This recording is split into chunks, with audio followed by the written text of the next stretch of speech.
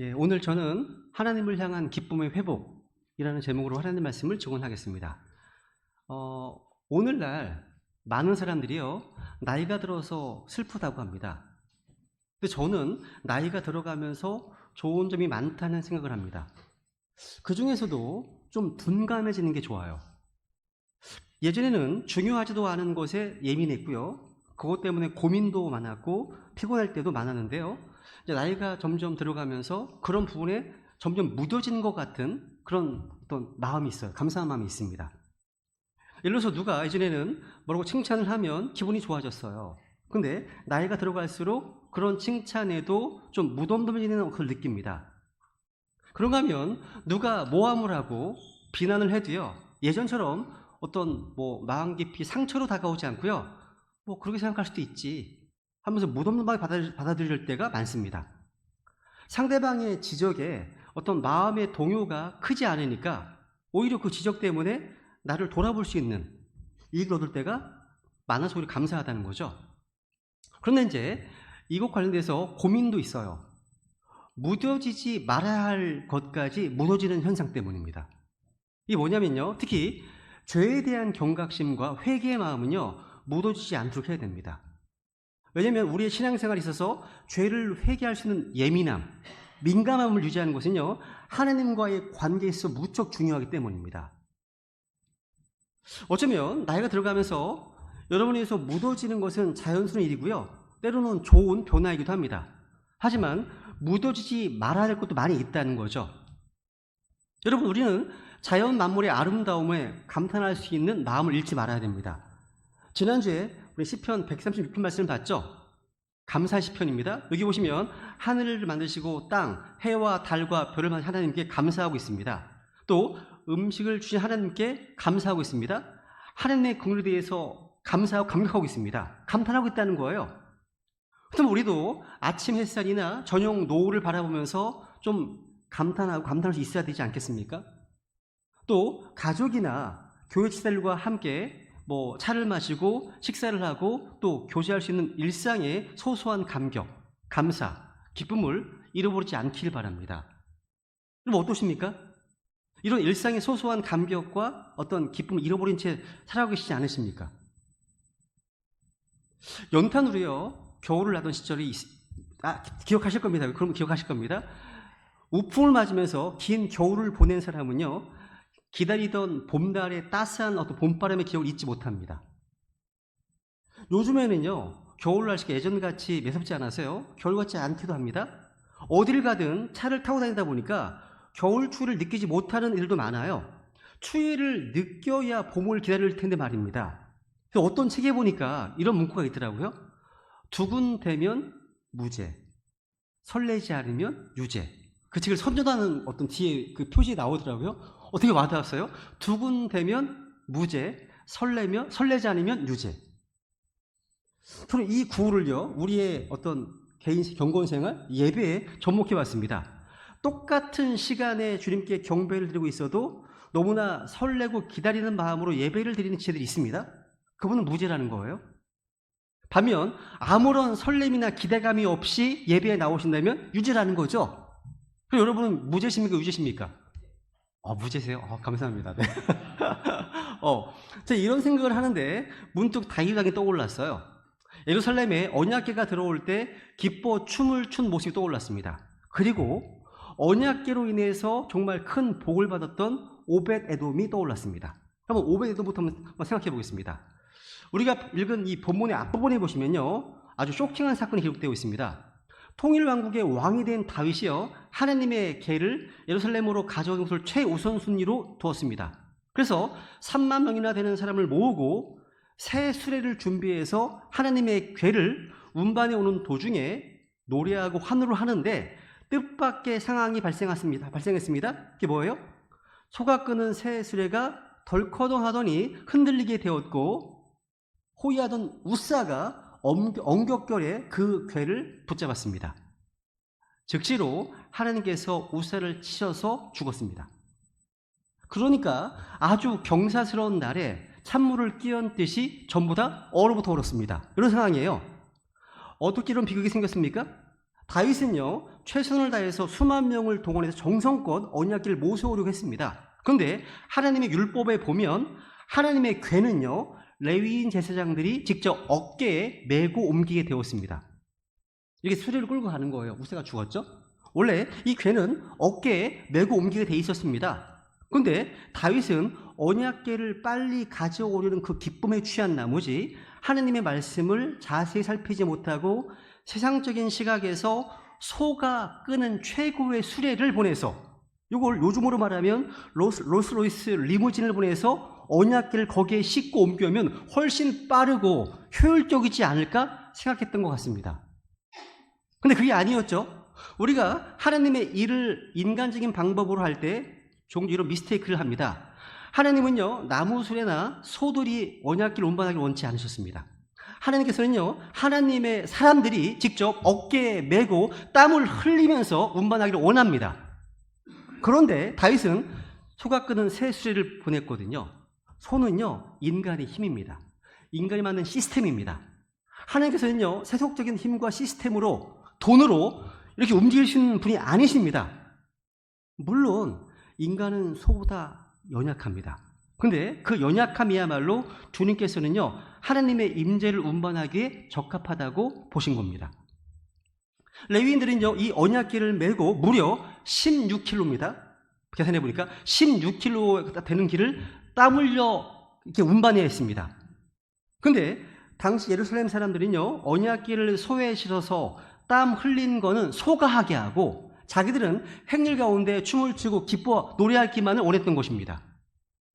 오늘날요, 많은 사람들, 많은 크리스찬들이요, 예배를 대할 때 이렇게 자기들은 땀 흘리지 않고 희생하지 않는 관람객의 입장에서 예배를 드리지 않나 생각합니다.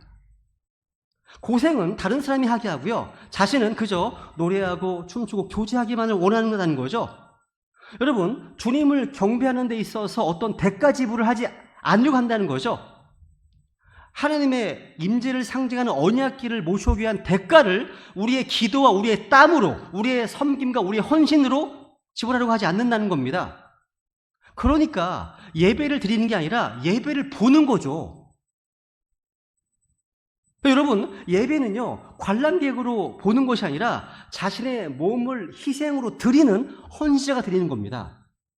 하나님은 그렇게 대가를 치르지 않는 예배와 부흥을 경계하십니다.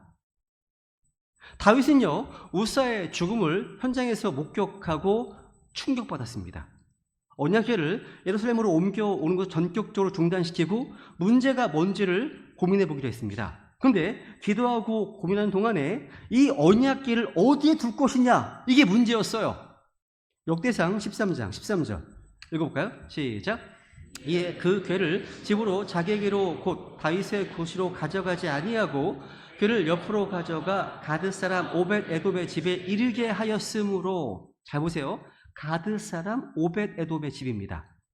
여기서 가드 사람이라고 되어 있죠. 갓이 어디죠? 다윗과 싸웠던 골리앗의 고향입니다. 한마디로 블레셋 땅 사람이라는 뜻이에요. 그러니까 오벳 에돔이 이스라엘 사람이 아니네요. 그런데 어째서 이방인 블레셋 사람의 집에 언약궤를 머물게 한 것일까요?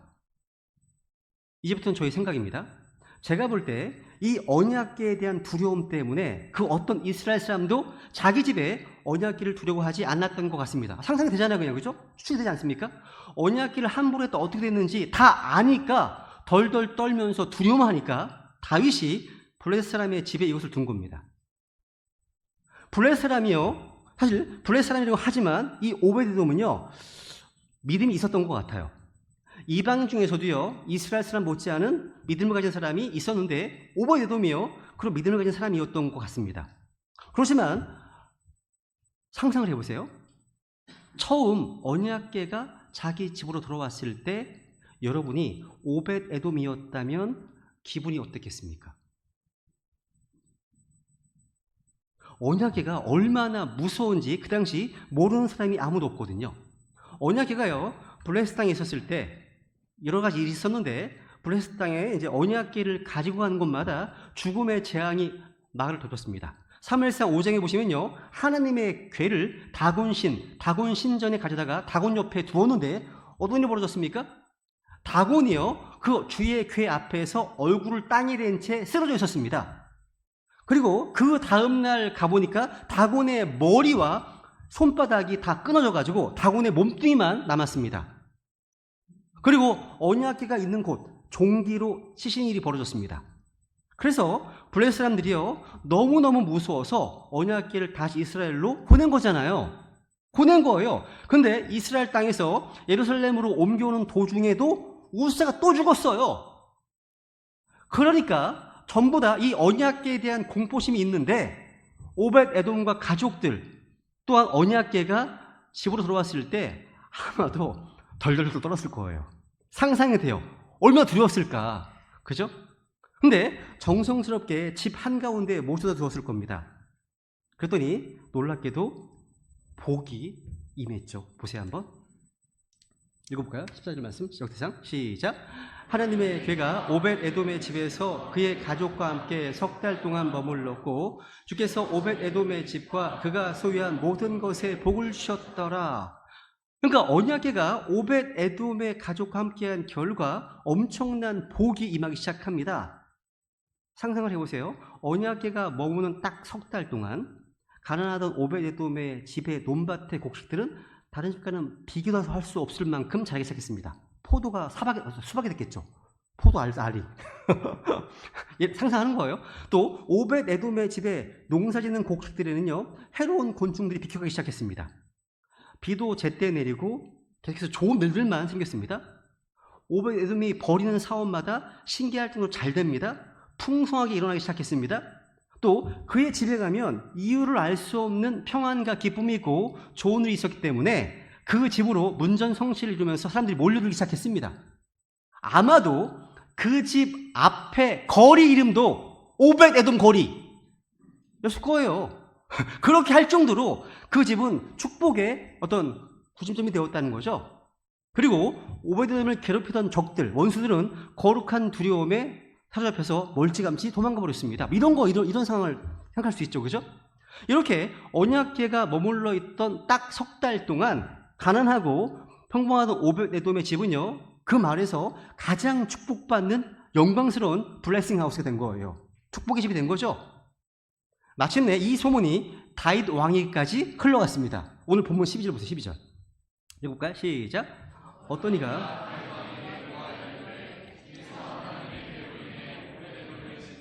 그에게 속한 모든 곳에 복을 주셨나이다 하므로 이에 다윗이 가서 즐거워하며 하나님의 궤를 오벳 에돔의 집에서 다윗의 젖으로 가져갈 때 누군가 왕에게 보고했겠죠. 믿기 어려우시겠지만 오벳 에돔의 집에 하나님의 궤가 들어간 지 석 달 만에 그 집이 엄청난 복을 받았다고. 그러면서 쫙 얘기를 이제 전하니까 다윗이 무릎을 치면서 생각하겠죠. 맞아. 이제 그 궤를 예루살렘으로 모시고 오자. 석 달 만에 오벳 에돔의 집이 그렇게 복을 받았다면 우리가 언약궤를 예루살렘으로 모시고 오면 온 나라가 얼마나 복을 받겠는가. 언약궤를 하나님의 방법으로 제대로 모시고 오면 온 나라가 얼마나 복을 받겠는가 생각했을 겁니다. 그죠? 그래서 여러분, 하나님의 사람들이요, 하나님의 임재와 영광의 언약궤를 제자리에 돌려놓는다면 우리 가정과 교회와 나라 전체가 복받기 시작할 겁니다. 문제는 하나님이 아니라 사람이라 인간이 있었던 겁니다. 언약궤가 문제가 아니라 그 언약궤를 대하는 사람들의 자세에 있었던 거죠. 언약궤를 잘못 다룬 우사는 죽임을 당했지만 언약궤를 이렇게 소중하게 모신 오벳 에돔은 복을 받았습니다. 근데 더 놀라운 사실이 있습니다. 성경에 그 다음 장면 보시면요, 오벳 에돔이 뭘로 나오는지 아세요? 더 놀랍습니다. 역대상 15장에 보시면요, 하나님의 언약궤 앞에서 오벳 에돔이 문을 지키는 자로 나옵니다. 보세요. 오벳 에돔이 문지기에 들어있습니다. 명령에 들어있습니다. 오벳 에돔, 궤를 위해서 문을 지키는 자가 되었다. 말씀하고 있네요. 여러분, 이게 보통 일이 아니에요. 하나님의 성전으로 들어가는 문지기들은요, 이스라엘 사람들도 아무나 못하고요, 레위인들 중에서 뽑아서 쓰는데 갑자기 블레셋 사람 오벳 에돔이 그때부터 이름이 나오기 시작합니다. 무려 제가 세봤어요. 이름이 12번이나 오벳 에돔의 이름이 역대상에 나옵니다. 12번이나요. 문지기 중에서 이렇게 이름이 많이 나오는 사람이 없습니다. 이 말이 무슨 말이죠? 오늘날 강사이라는 말대로 얘기하면요, 하나님께서는 오벳 에돔의 이름에 밑줄을 짝짝 긋고 이 사람 기억하라는 얘기예요. He is special. 이런 말입니다. 하나님이 특별히 발탁한 사람이라는 말입니다. 그러니까 오벳 에돔이 갑자기 역사의 가장자리에서 이젠 중앙으로 온 거예요. 오벳 에돔이 왜 갑자기 문지기가 되었을까요? 언약궤가 자기 집에서 예루살렘으로 옮겨갈 때 오벳 에돔도 따라온 거예요. 가족들을 다 데리고 이사를 온 겁니다. 다윗에게 요청했겠죠. 왕이시여, 저는 중간에 있어도 언약궤와 함께 할 겁니다. 저 문지기 시켜주세요. 다윗도 이 사람의 열정을 막을 수가 없었을 거예요. 그렇게 하라고. 그래서 오벳 에돔은 그때부터 언약궤하고 딱 붙었습니다. 사람들이 야, 왜 굳이 그렇게까지 해? 묻습니다. 아마 이렇게 대답했을 거예요. 당신은 모를 거라고. 나는 언약궤와 함께 살아봤다고. 하나님의 임재 안에 거해봤다고. 하나님의 영광스러운 임재와 함께하니까 나와 내 가족이 복받기 시작했다고. 우리 애들한테 잔소리할 필요가 없이 우리 애들은 다 하나님의 사람으로 다 커가더라고. 우리 부부는 부부싸움 안 한다고. 적들과 가까이 못한다고. 난 죽어도 언약궤를 같이 살 거라고. 나만 그런 것도 아니라고요. 우리 애들도 언약궤 함께 할 거라고. 여러분, 딱 석 달 언약궤 함께 했는데 오벳 에돔의 집은요, 가장 복받는 집이 되었습니다. 우리 또한 언약궤가 가리키는 예수 그리스도를 우리 안에 영접함으로 상상을 초월하는 복을 받았죠. 하늘에 속한 모든 영적인 복을 받았습니다. 읽어볼까요? 에베소서 13절 시작. 하나님 곧 우리 주 예수 그리스도의 아버지를 찬송하리로다. 그분께서 그리스도 안에서 하늘의 처소들에 있는 모든 영적인 복으로 우리에게 복을 주셨으니, 우리 구원받은 크리스찬들은 이미 엄청난 복을 받은 존재들입니다. 여러분, 구약과 신약은요, 복의 개념이 달라요. 아시겠지만 구약의 이스라엘과 신약의 크리스찬들이 받은 복은 너무 다릅니다. 이스라엘은 피지컬, 그러니까 그 땅을 유업으로 받습니다. 근데 크리스찬은 땅이 아니라 하늘을 유업으로 받습니다. 하늘을요. 이스라엘은요, 육체에 속한 복을 받습니다. 육체에 질병이 없는 건강한 삶, 땅에서 장수하는 삶, 원수들과 전쟁에서 승리하는 삶, 많은 소출과 부유한 삶, 다산과 풍요로운 삶, 이것이 이스라엘에게 약속하신 하나님의 복입니다. 그러니까 하늘에 속한 영적인 복이 아니라 땅과 육체와 관련된 어떤 피지컬한 것들입니다. 그 복이에요. 오늘날 소위 말하는 기복주의, 은사주의 신앙은 다 구약의 이스라엘에 주어진 복, 그런 것과 연관되어 있는 겁니다. 대부분의 한국 교회는요, 이런 것들을 추종하기 열망합니다. 강력하게요. 하지만 우리는 이것을요, 타락이라고, 세속화라고 부르는 겁니다. 이는 이스라엘과 교회를, 구약과 신약을 구분하지 못해서 오는 오류입니다. 우리 크리스천들이 받은 복은요, 하늘에 속한 영적인 복입니다. 땅에 속한 것이 아니라 하늘의 초소들에 있는 것입니다. 현 세상이 아니라 다가올 세상에서 받을 복이라는 거죠. 고난 없는 평강이 아니라 고난 가운데 받는 평강과 기쁨이 우리에게 준 복입니다. 다르죠. 그죠? 그러니까 우리 크리스찬은요, 모든 면에서 이스라엘과 완전히 달라요. 근데 이 차이를 구분하지 못하는 이들이 너무 많습니다, 오늘날. 이것을 교리적으로 잘 이해하는 가운데 오늘 본문을 좀 이해하셔야 됩니다.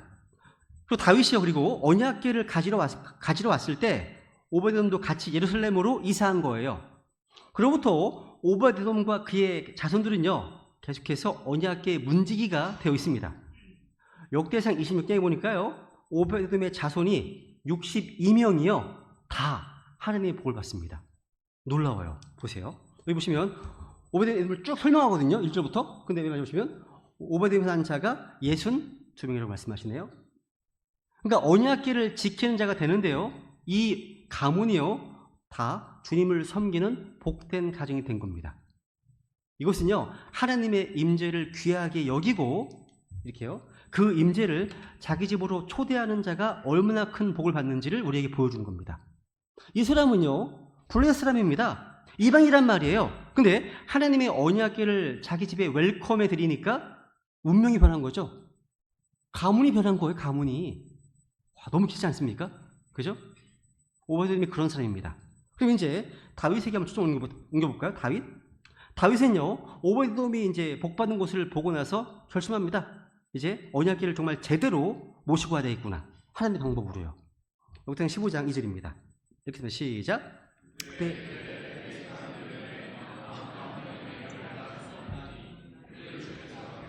하나님의 궤를 나르고 영원토록 그분을 섬기게 하셨느니라 하니라. 야, 지난번에 왜 사고가 났죠? 레위인들이 운반해 하는데 그냥 인간적인 열심으로 속아오는 새 수레로 언약궤를 싣고 온 게 이게 실수였음을 깨달은 겁니다. 그래서 회개합니다. 회개예요. 곧바로 고치는 거예요. 전 다윗이 훌륭해요. 다윗이 훌륭합니다. 누구나 실수할 수 있지만 바로 깨닫고 고치는 사람은 많지 않거든요. 다윗은 근데 바로 고칩니다. 바로 고쳐요. 그리고 다윗은 오베드돔의 집으로 가서 하나님의 궤를 기쁨으로 가져옵니다. 물론 언약궤를 매는 것은 레위인들이 했습니다. 근데 다윗의 가슴에는 기쁨과 감격이 있었습니다. 오늘 본문 볼까요? 14절 시작. 주의 궤를 맨 사람들이 6걸음을 가매 그가 소와 살찐 것들로 희생물을 드리고 주 앞에서 힘을 다하여 춤을 추니라. 다윗은 아마 에봇을 입었더라. 야, 언약궤가 예루살렘에 들어올 때요, 다윗은 정말 기뻐 뛰면서 춤을 췄습니다. 그러니까 언약궤를 모셔오는 게 너무나 기쁜 거죠. 왜냐하면요, 다윗은 하나님의 임재를 상징하는 언약궤가 얼마나 큰 복인지 알기 때문입니다. 수많은 세월 동안 다윗은 하나님께서 함께 하시고 인도하시고 승리케 하신 그 임재의 복이 세상 최고의 복이라는 사실을 알았습니다. 그 축복을 아는 사람이 예배 때 기뻐 찬양할 수 있는 거죠. 가치를 모르면 기쁨이 없어요. 코올리게 어린애한테 10억짜리 자기 합수표를 줘보세요. 고마워하나. 19동에 받겠죠. 그 아이한테는요, 1,000원짜리 아이스크림 콘 하나를 주는 게 더 제일 좋습니다. 아마 10억짜리 바꿔줄걸요? 애들은요? 가치를 모르기 때문입니다. 근데 언약궤의 가치, 하나님의 임재와 영광의 가치라는 사람은 달라요. 다윗은 언약궤 앞에서 춤을 췄습니다. 왜냐하면 다윗은 하나님의 임재의 가치를 아는 사람이기 때문입니다. 저는 우리와 함께 하시는 하나님의 임재의 가치를 알고 오늘 그 주님께 영과 진리로 경배드리기 원합니다. 이 임재가 우리 안에 들어와 좌정할 때 얼마나 큰 축복이 오는가를 다윗은 알고 있었습니다. 그래서 막 기뻐서 뛰들며 왕의 체면도 벗어 던집니다. 우리 또한 하나님께서 우리와 영원히 함께 하시는 그 임재의 가치를 알 때 기뻐 찬양할 수가 있죠. 우리 잘 아시는 찬송가 있잖아요. 내가 매일 기쁘게. 아래 보세요. 좁은 길을 걸으며 밤낮 기뻐하는 것. 주의 영이 함께합니다. 좁은 길을 걷는데 기뻐해요. 왜? 주의 영이 함께하기 때문에 이렇게 감탄 찬양할 수 있습니다. 그러니까 다윗은요, 가장 소중한 것이 뭔지를 아는 사람이에요. 한번 생각해 보세요. 다윗은 지금 통일 왕국의 왕으로 등극해서요, 할 일이 태생같이 많은 사람 아니겠습니까? 정치, 경제, 국방 등등 수많은 사람들 임명해야 되고요, 할 회의가 엄청나게 많을 겁니다. 그런데 그 어떤 것도 하나님의 임재를 예루살렘으로 모셔오는 것만큼 중요하지 않았습니다. 여러분, 왜냐하면 하나님의 임재가 제자리를 찾고 좌정하면 그 나라의 정치, 경제, 국방 모든 것이 다 해결되는 것을 다윗이 알고 있기 때문입니다. 그러니까 리더는요, 이것저것 다 하는 사람이 아니라 가장 중요한 핵심을 찌르는 사람입니다. 다윗은요, 그걸 아는 거예요. 하나님의 임재가 우리의 가정 안으로 들어오면 그걸로 게임 끝입니다. 오늘 우리 중에 걱정이나 근심이나 괴로움이 없는 사람이 누가 있습니까? 그 많은 문제들이 순식간에 해결되기 시작할 겁니다. 여러분의 가정 안으로, 여러분의 직장 안으로 하나님의 언약궤가 들어오기를 원한다고 말씀하십시오. 하나님, 내 힘으로 도저히 어떻게 할 수 없는 내 현실 가운데 하나님의 임재 언약궤가 들어와 좌정하시기 원합니다. 우리 가정 안에 자정이 주옵소서. 우리 학교와 직장에 자정이 주옵소서. 그러면 어둠 물러가고 빛이 들어올 겁니다. 여기서 저는요, 언약궤가 들어올 때 춤을 추면서 기뻐하는 다윗의 모습에 조금 더 집중하고 싶습니다. 다윗은요, 왕이 된 후에요, 오랫동안 방치해 두었던 언약궤를 이제 가져오기로 결심하고 우여곡절 끝에 드디어 언약궤가 들어오는 날 힘을 다하여 춤을 췄습니다. 다시 14절 볼까요? 보시면 주 앞에서 힘을 다하여 춤을 추니라. 다윗은 아마 에봇을 입었더라. 제가 어제 한참 웃었습니다. 저희 아이가 이제 대은이가 이제 타자를 치고 있었거든요. PPT를 네가 바꿔 해가지고 치고 있었거든요. 아빠 이상하대요 이게. 왜? 다윗은 아마 에봇을 입었더라. 아마? 성경에 아마 메이비가 있어? 메이가 안 나오는데? 그래가지고 이 무식한 놈 해가지고 막 그러면서 혼냈어요. 이 아마 그 프라버블이 아마가 아니거든요. 아 그렇게 읽을 수 있겠구나 싶어요 진짜로. 아마 에봇 입었구나 이렇게 이해한다는 거죠. 아마 에봇입니다. 그 아마가 아니라. 네. 이거 보시면 주 앞에서 힘을 다하여 춤을 추니라 되어 있습니다. 힘을 다하여 with all his might입니다. 자기의 온 힘을 다해서입니다. 한마디로 쥐어짜듯이 온 힘을 다해서 왕의 체면도 다 벗어버리고 기쁨에 겨워서 미친 듯이 춤을 추고 있는 겁니다. 여러분 살다 보면 도저히 주체가 안 될 만큼 기쁨이 넘치는 순간이 있지 않으십니까? 너무 기뻐서 이대로 죽어도 여한이 없다. 그 순간 말입니다. 다 있으시지 않으세요? 저는 구원받을 때였습니다. 구원받을 때였습니다. 그죠? 근데 이런 기쁨의 감격을 표현한 적이 많이 있으세요? 한 번도 없다면 불행인 겁니다. 우리가 이 마음의 회복이 필요해요. 일주일 가운데 엿새 내내 세상에서 어둡고 우울하게 지내면서 겨우겨우 버티며 살다가도 주의 첫날 우리가 함께 모여서 주님 앞에서 기쁨 가운데 찬양하고 함께 경배할 수 있는 교회가 있다는 것이 얼마나 감사한 일입니까? 여러분 이 악한 현 세상은요 점점 더 악해질 겁니다. 점점 더 복잡해질 겁니다. 우리를 괴롭게 하고 우리 마음을 더 아프게 하는 일들은 점점 많아질 거예요. 그렇기 때문에 세상이 달라지면 행복해질 거야. 기대는 버리시기 바랍니다. 대신에 세상이 어떻든 관계없이 나는 주님 안에서 기쁨을 회복하기도 다짐하십시오. 그러면 우리는 무엇보다도요 감탄을 회복해야 됩니다. 감탄. 여러분 이스라엘에 있어서요 언약궤는 하나님의 임재 상징이었죠. 근데 언약궤가 들어왔을 다윗은 기뻐 춤추고 이제 뛰놀았습니다. 그죠? 근데 여러분 여기에서 다윗의 아내 미갈의 반응을 보세요. 다 그런 게 아니었어요. 보세요 한번. 3월 6장 줄입니다. 7절 시작.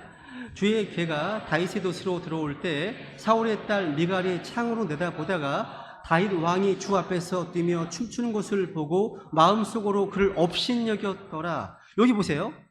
미갈이요. 사울의 딸 미갈이 창으로 내다보다가라고 했죠. 창으로 내다보다가 이 표현을 알 수 있는 게 뭡니까? 미갈은 지금요. 그 기쁨의 무리에서 떨어져 나와서 지금 경대에 있는 상태라는 겁니다. 함께 못하고 있네요.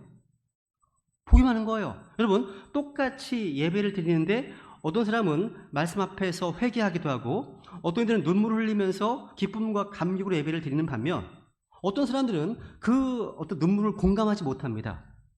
영적으로 감정적으로 격리가 되어 있는 겁니다. 이렇듯 창으로 내다보듯이 예배드리는 사람들이 있다는 거죠. 또 미갈은요 다윗을 업신여겼습니다. 누군가 이 본문으로 설교를 했는데요. 설교 제목이 이랬습니다. 웃음과 비웃음. 괜찮더라고요. 저도 할까 하다가 따라하는 것 같아서 안 했습니다. 웃음과 비웃음은요 글자 한자 차이잖아요. 너무 엄청난 차이 아닙니까? 혹시 여러분 최근에 감격에 겨운 어린아이 같은 웃음이 많았습니까? 아니면 미갈 같은 비웃음이 많았습니까? 아멘입니다. 웃음 아멘이네요. 와. 본문에 보시면요 미갈을 소개하는데 보세요. 다윗의 아내가 아니에요. 사울의 딸 미갈이라고 되어 있네요. 야, 사울의 딸 미갈. 무슨 얘기예요? 미갈이 지금 아버지 사울의 영향을 받는 사람이라는 뜻이에요. 미갈은 어릴 때부터 왕궁에서 자라면서 공주의 신분으로 갖추어야 될 체면과 채통이 많았습니다. 그 기준으로 남편을 보니까 무슨 왕이 채통 없이 춤을 추고 있냐 비웃게 되는 겁니다. 지금 다윗이 어린 아이처럼 춤을 추며 기뻐 찬양하는 모습 보면서 미갈이 생각하는 게 뭡니까? 이런 거예요. 왕이 돼가지고 채통머리 없이 아래 것들 앞에서 뭐 하는 짓이냐 지금 업신여기는 겁니다. 다윗을요 지금. 미갈은요 하나님보다 왕의 위치, 왕의 존엄을 더 존귀하게 여겼던 겁니다. 사울왕의 딸이었고 다윗왕이 아니었던 미갈은요 이 모든 것이 하나님의 은혜임을 모르고 그냥 세상적인 시각으로 자기보다 높은 사람은 더 없다고 생각했던 겁니다. 교만이 하늘을 찌른 여자입니다. 여러분, 교만한 자는 하나님께 감사하지 않습니다. 교만한 자는 하나님의 임재를 기뻐하지 않습니다. 오히려 감사하고 기뻐하는 예배자를 경멸합니다. 하나님의 임재를 무가치하게 여기기 때문이죠. 교만한 미갈은요, 겸손한 다윗을 이해할 수 없었습니다. 야, 이 세상적인 시각을 생각을 한 거예요. 그런데 여러분, 혹시 저는 이것이요, 모태 신앙들과 같이 어렸을 때부터 교회에 나오신 분들, 또는 구원받은 지 되게 오래되신 분들, 이런 분들이 극복하지 않으면 안 되는 문제일 수 있다 생각합니다. 이분들은 예배에 대한 선입견이 있어요. 예배는 조용히 해야 돼. 예배는 엄숙하게만 드려야 돼. 이런 생각에만 고정되어 있으면 많은 걸 잃습니다. 미갈처럼요, 왕은 춤을 추면 안 돼! 이 생각하는 고정관념의 틀에 갇혀서 자기가 자꾸 억압하는 거죠. 그런데 하나님의 은혜를 받아서 기쁨이 용숨쳐 오르면요, 그 기쁨은요, 체면을 다 밀어내버립니다. 다윗이 그렇고 봅니다. 우리 이걸 회복해야 됩니다. 이따 말씀드리겠지만 우리나라 동침례교회 예배를 보면 너무 다 경건하고 엄숙해요. 너무 경건합니다. 근데 미국에 있는 동침례교회 예배 시장 보면요, 굉장히 시끄럽거든요. 너무 시끄러워. 막 달라요. 감탄사가 막 연발합니다. 막 이런 게 있어요. 다르지 않습니까? 제가 앞에서 말씀드렸지만요, 우리는 하나님이 주신 우주 만물을 보면서도 하나님께 감탄할 수 있어야 됩니다. 한번 보세요. 시편 8편 1절입니다. 시편 8편 1절 시작. 오 우리 주여, 주의 이름이 온 땅에 어찌 그리 뛰어나신지요.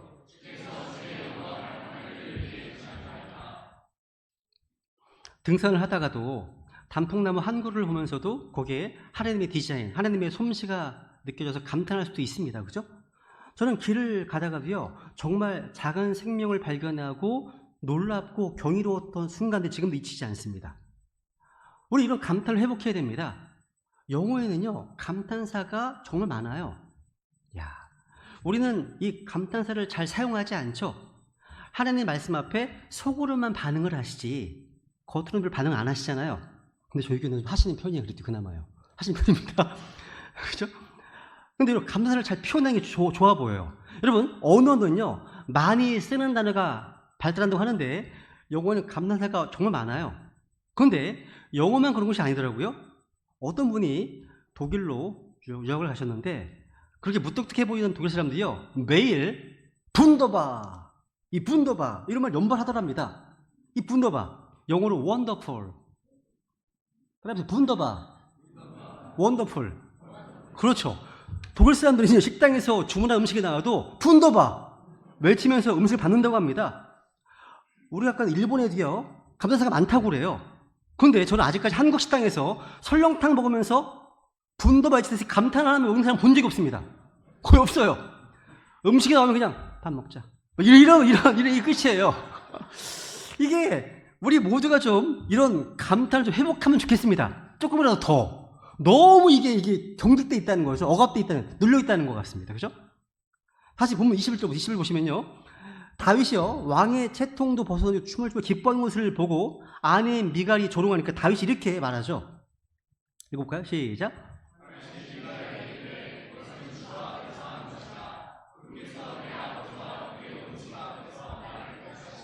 나를 주의 백성 이스라엘 다스릴 치리자로 정하셨으니 그러므로 내가 주 앞에서 놀리라.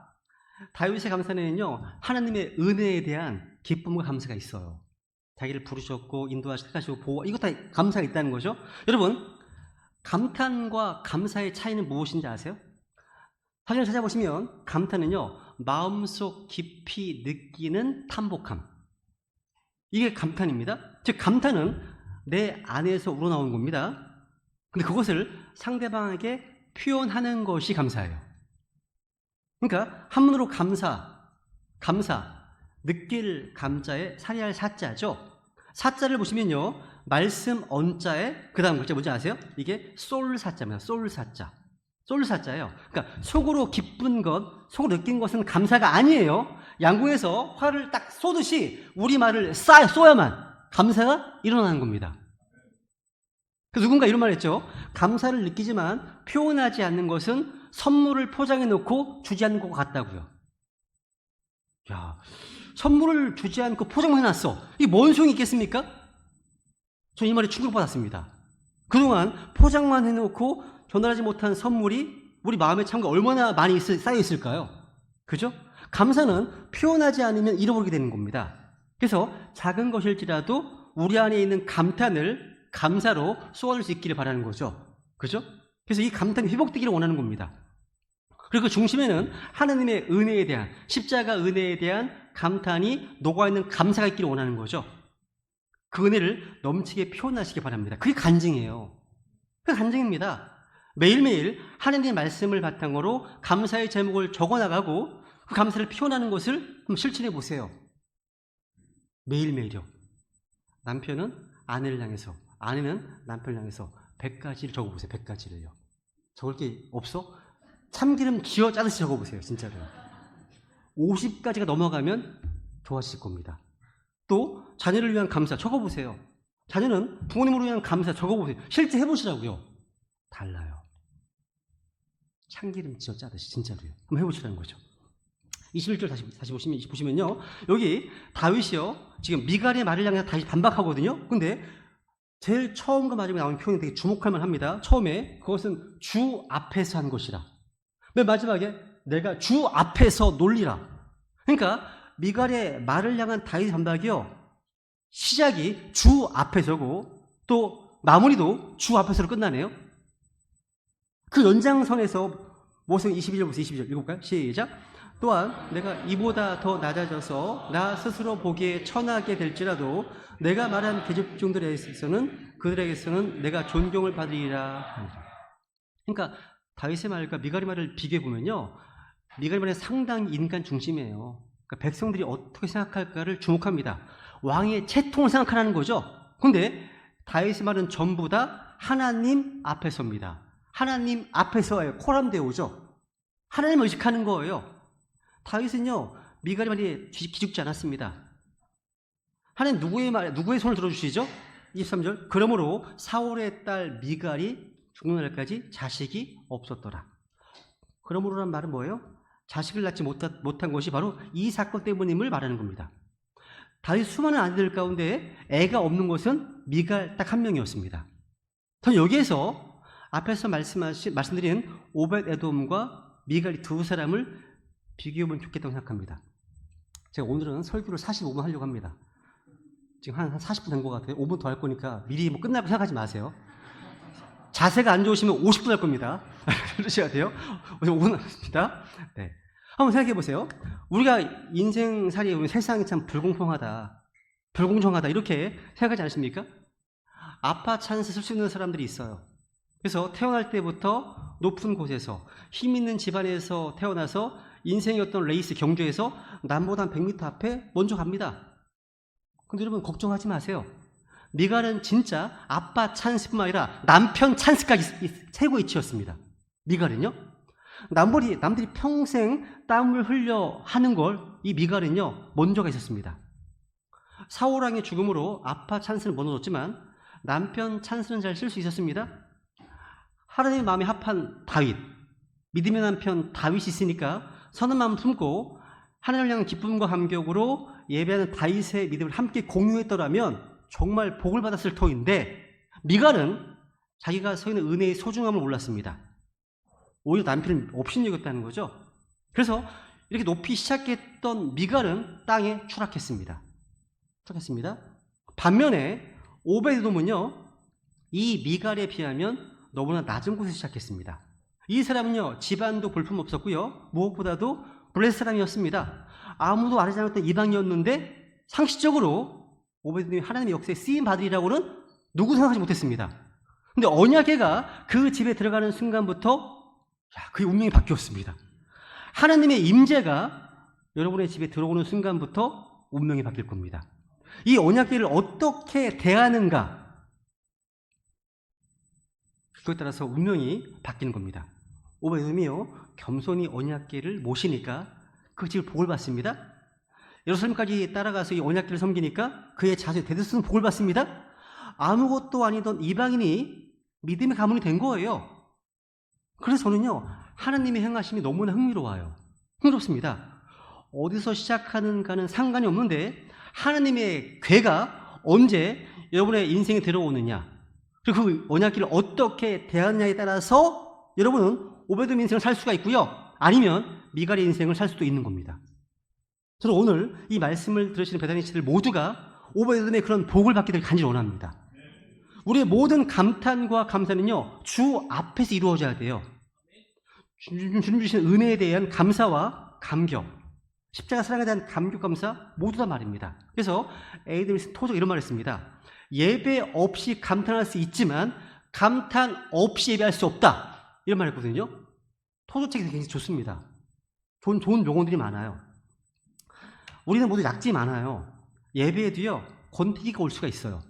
처음에는 은혜 가운데 기쁨으로 예배를 드렸는데 이게 1년, 2년, 3년이 지나가면 무덤덤해집니다. 더군다나 저희 교회가 10년 정도 됐잖아요. 거의 10년 동안 한 사람의 설교만 듣다 보면 말씀이 식상해질 수 있습니다. 그럼에도 우리 그 성도님들께서 지금도 설교 말씀에 은혜 갖고 있어요 라는 인사를 받을 때면 정말 분더바 놀라운 일이라고 생각합니다. 저 진심이에요. 진심입니다.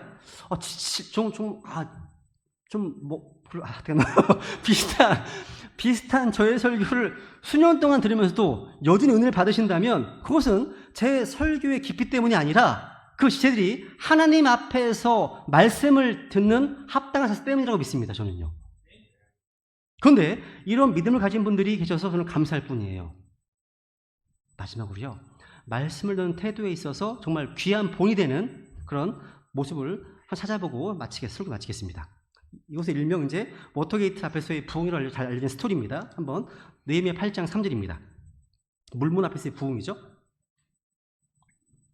시작. 물문 앞에 거리 앞에서 아침부터 정오까지 남자들과 여자들과 깨달을 수 있는 사람들 앞에서 그 안의 것을 낭독하며 온 백성이 율법책에 귀를 기울였더라. 여기 물문 워터게이트입니다. 워터게이트라는 물문 앞에 사람들이 가득 차 있네요.